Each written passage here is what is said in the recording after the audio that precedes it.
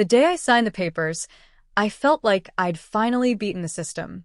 No HOA, no committees, no monthly fines for mailbox paint shades or grass that dared to grow an inch too tall. Just a quiet house at the edge of a neat, cookie-cutter neighborhood run by a very proud HOA I wasn't part of. I double-checked everything before buying. Survey maps, deeds, county records. My properties sat clearly outside their boundary line. Separate parcel, separate access, separate life. Or so I thought. The first week was peaceful. I moved in, fixed a fence panel, and started clearing brush near the side yard. That's when the look started. People walking dogs slowed down. Phones came out. One woman actually stopped and asked which committee approved my work. I smiled and said, "None. It's my land." Her smile collapsed like a bad card trick. 2 days later, a bright orange notice appeared taped to my fence. HOA letterhead. Bold text. Unapproved alterations. Cease immediately. I laughed out loud. Then I noticed the fine amount listed at the bottom. $500 per day. I walked it straight to the HOA office and explained, calmly, that I wasn't a member. The president, a woman with a permanent smirk and a clipboard glued to her arm, leaned back in her chair and said, "You use our road. That makes you subject to our rules." I pulled up the county easement records on my phone and slid them across the desk. She didn't even look. Instead, she said the words that changed everything. "If you don't comply, we'll handle it legally." The next morning, 2 police cruisers rolled up while I was unloading boxes. Neighbors lined the sidewalks like it was a parade. An officer asked if I was trespassing on HOA-controlled property. I actually laughed, thinking it was a misunderstanding. Then the HOA president stepped out from behind a hedge, already recording on her phone. She claimed my driveway crossed community land. She claimed my fence blocked shared access. She even claimed my house had been built illegally. The officer asked for documents. I handed over the deed, survey, and county permits I'd printed the night before, just in case something stupid like this happened. The mood shifted fast. The officer walked the property line with me, measured, compared maps, made a few calls. Meanwhile, the HOA president's smirk started to twitch. Her confidence drained minute by minute as reality crept in. Finally, the officer turned to her and said, "Ma'am, this homeowner is not part of your HOA. This is not your jurisdiction." Silence. The neighbors stared. The phone recording suddenly stopped. The officer apologized to me and suggested I document any future harassment. As the cruisers pulled away, the HOA president hissed, "This isn't over." Standing there, I realized something important. This wasn't about rules or roads. It was about control.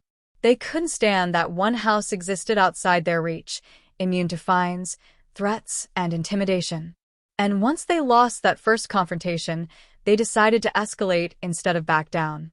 That realization changed how I prepared for what came next, mentally and legally, without hesitation, fear, or delay. She was right. It wasn't over. It was just beginning. The police leaving should have ended it. Any reasonable person would have taken the loss, maybe grumbled a little and moved on. The HOA president was not a reasonable person. Within 48 hours, the pressure campaign began. First came the letters. Certified mail. Thick envelopes full of legal-sounding nonsense. Claims that my utilities were illegally connected. Accusations that my trash bins violated community safety standards. One letter even demanded I remove my exterior lights because they were visually disruptive to HOA harmony. Every notice ended with the same threat: compliance or enforcement. I ignored them. That's when the harassment turned physical. One morning, I woke up to find orange cones blocking the entrance to my driveway. A laminated sign hung from a temporary stake. Road closed. Authorized residents only. They had decided that if they couldn't control my house, they'd control my access to it. I moved the cones, took pictures, documented everything. By noon, a landscaping truck pulled up and began dumping mulch along my fence line, on my side of the property. I walked over and asked who hired them. The The foreman shrugged and said, HOA work order. They told us this land was common area. That was mistake number one. I handed him a copy of my survey and asked him to stop immediately. To his credit, he did. He also gave me the signed work order with the HOA president's name on it. That piece of paper became very important later. Over the next week, the neighborhood turned hostile. Cars slowed down when passing my house. Someone left a note on my mailbox saying, "You think you're special? You'll learn." Another night, my trash cans were knocked over and scattered down the street. Petty. Obvious. Childish. Then came the cameras. The HOA installed a new community security camera on a pole that just happened to point directly at my front yard and driveway. I checked the angle. It wasn't subtle. It wasn't accidental. It was surveillance. I filed a formal complaint with the county, attaching photos, dates, and copies of every letter I'd received. I also hired a real estate attorney, someone who specialized in boundary disputes and HOA overreach. When he reviewed my file, he leaned back and smiled. "This is going to be expensive," he said. "For them." He explained that what the HOA was doing crossed multiple legal lines: harassment, false claims of jurisdiction, unauthorized work on private property, and potential privacy violations. But instead of firing back immediately, he suggested we wait. "Let them dig," he said. "Every letter they send, every action they take, strengthens your position." So I stayed quiet, calm, methodical. That silence seemed to enrage them. One afternoon, I came home to find a tow truck idling near my driveway. The driver said he'd been called to remove an unauthorized vehicle blocking an HOA fire lane. My truck, parked on my own property. I showed him the deed. He refused to tow and drove off. But I noticed something crucial. The HOA president herself was standing across the street, watching, waiting, smiling again. That smile told me everything. She wasn't trying to scare me anymore. She was trying to provoke me into a mistake, something she could twist, fine, or escalate. What she didn't know was that every failed attempt was being logged, time-stamped, and legally preserved. By the end of that month, my attorney had assembled a file inches thick. We had proof of trespass, proof of false enforcement, proof of targeted harassment, and most importantly, proof that the HOA knew beyond any doubt that I was not part of their association. They just didn't care. Or at least they didn't yet. Because in the next move, the HOA crossed a line so clear and so expensive that even their own board members couldn't pretend it was a misunderstanding anymore. And once that happened, the power dynamic flipped completely. The line they crossed wasn't subtle. It wasn't a gray area. It was a full-speed sprint into legal disaster. It started with a fence. One morning, I stepped outside and froze. Wooden posts had been driven into the ground along the edge of my property. Fresh boards. Bright hardware. A brand new fence line, cutting straight across land I legally owned. A large sign was zip-tied to it. HOA community boundary, no trespassing. I actually laughed. Out loud. They hadn't just harassed me anymore. They had altered my land. I called my attorney immediately. He told me not to touch a thing. Take photos. Take video. Get drone footage if you can. Then leave it exactly as it is. By noon, I had everything documented. Angles, measurements, timestamps. The survey markers they'd ignored were still visible, inches from where their fence posts were driven into the soil. It was reckless. sloppy, emotional. And it got worse. 2 days later, I received a bill. An actual invoice. The HOA was charging me for the fence installation, claiming I was responsible for boundary enforcement costs. They demanded payment within 10 days, or they'd pursue remedies. That was the moment my attorney stopped smiling. He drafted a response that afternoon. Not a warning. Not a request. A formal legal notice demanding immediate removal of the fence, compensation for trespass, and preservation of all HOA communications related to my property. It also included something they didn't expect: notice of intent to sue individual board members personally if the violation continued. That shook them. Within hours, the HOA president sent out a neighborhood email trying to control the narrative. She claimed the fence was installed due to a boundary discrepancy and that I was being uncooperative and hostile. She framed herself as the victim, me as the problem outsider, threatening community safety. Except neighbors had eyes. People had seen the cops show up and leave. They'd seen cones, trucks, cameras, and now a fence appear overnight. A few residents quietly reached out to me, apologizing. One even forwarded internal HOA messages where board members questioned whether they were allowed to do any of this at all. That internal doubt mattered, because the next move didn't come from me. It came from the county. My attorney had already filed complaints weeks earlier. Now an inspector showed up, clipboard in hand, and started asking very pointed questions. Who authorized construction? Where were the permits? Why was private property altered without consent? The HOA president tried to explain. She talked fast. She blamed misunderstandings. She claimed verbal approvals that didn't exist. The inspector didn't care. He issued a stop work order on the spot and informed them that unauthorized construction on private land carried fines, daily fines. He also requested copies of HOA bylaws proving jurisdiction over my property. They couldn't produce them. By that evening, the fence was still standing, but the confidence was gone. Emails stopped. Letters stopped. The cameras stayed, but no one touched anything else. Then, late that night, I got a message from my attorney. They want to settle. Not negotiate. Not clarify. Settle. They offered to remove the fence, pay damages, and mutually agree to leave each other alone. But there was one problem with their offer. It came too late. Because during all this, something far more damaging had surfaced. Proof that the HOA president knowingly misrepresented my property status to the board, the county, and the police. And that turned a messy dispute into a personal liability nightmare she couldn't vote her way out of. Once the truth surfaced, everything unraveled fast. My attorney didn't sit on the evidence. He escalated it. Hard. Emails showed the HOA president knew my house was non-HOA. A title report had been shared in an internal thread months earlier. One board member even wrote, "We don't have jurisdiction here. This could get us sued." Her response? "If we treat it like HOA land long enough, he'll comply."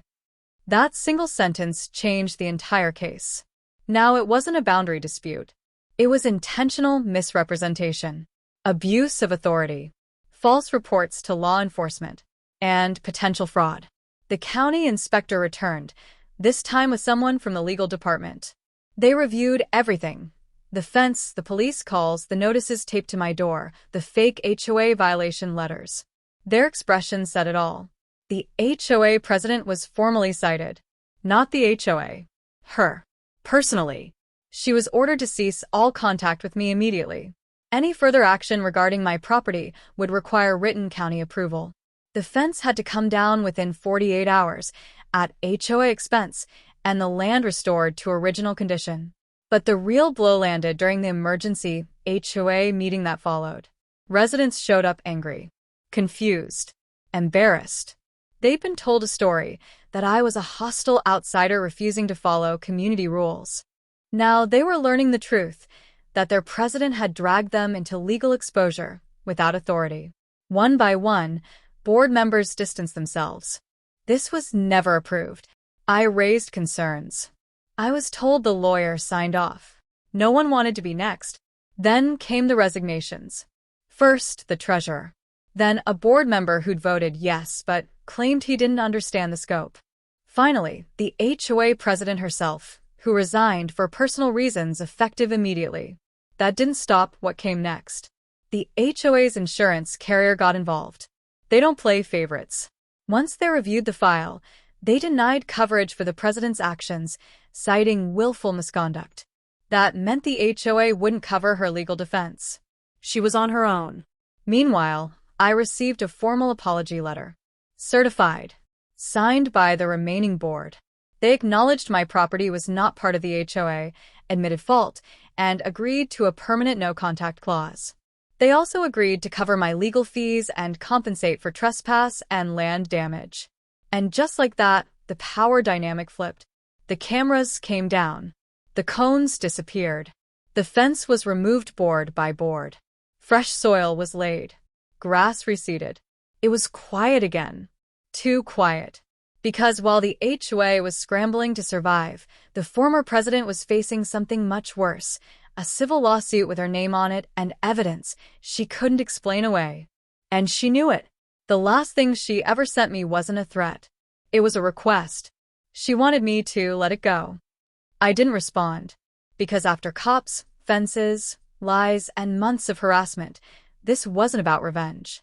It was about consequences. The lawsuit moved faster than anyone expected. Once discovery began, it became clear this wasn't going to quietly disappear. Subpoenas were issued. Phone records requested. HOA internal chats archived. The former president's confident posture vanished the moment her attorney asked for a private recess during the first deposition. Because the story she'd told everyone, that this was a misunderstanding, collapsed under oath. She admitted she knew my house wasn't in the HOA. She admitted she approved the fence anyway. She admitted she authorized the police calls knowing there was no legal basis. And worst of all, she admitted she believed she could pressure me into compliance because most people fold. That statement made it into the record. Her lawyer tried damage control, but there was no walking it back. The county prosecutor declined criminal charges, but the civil case was devastating enough. False reporting, trespass, harassment, abuse of authority, emotional distress. The settlement offer came quietly, through attorneys, weeks later. It wasn't small.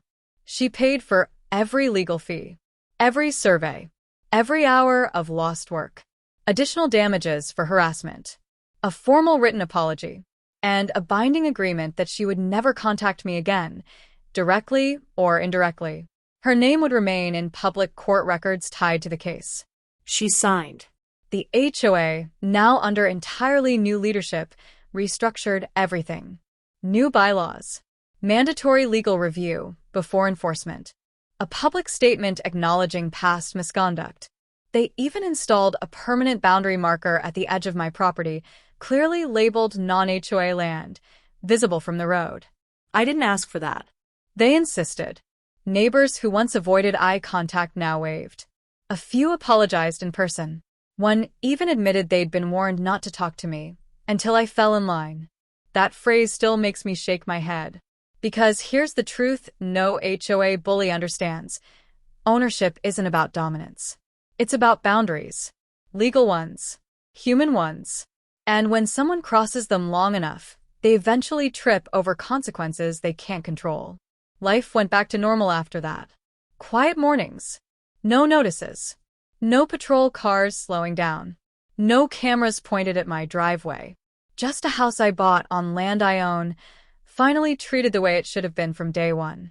Every so often, I hear rumors that she moved, that she can't get elected to anything anymore, that she still insists she was just enforcing rules. Maybe she believes that. But I know the difference between rules and power trips. And so does everyone else now. I didn't beat the HOA with shouting. I didn't escalate with threats. I didn't trespass back, vandalize, or play petty games. I documented. I waited. And I let the system do what it does best when someone gets sloppy with authority. So if you ever buy a non-HOA home next to one that thinks it owns the world, remember this. You don't have to fight louder. You don't have to fight dirtier. You just have to be right and patient long enough for the truth to surface. Because when it does, the people who thought they were untouchable usually discover something terrifying. They never had power. They just hadn't been challenged yet.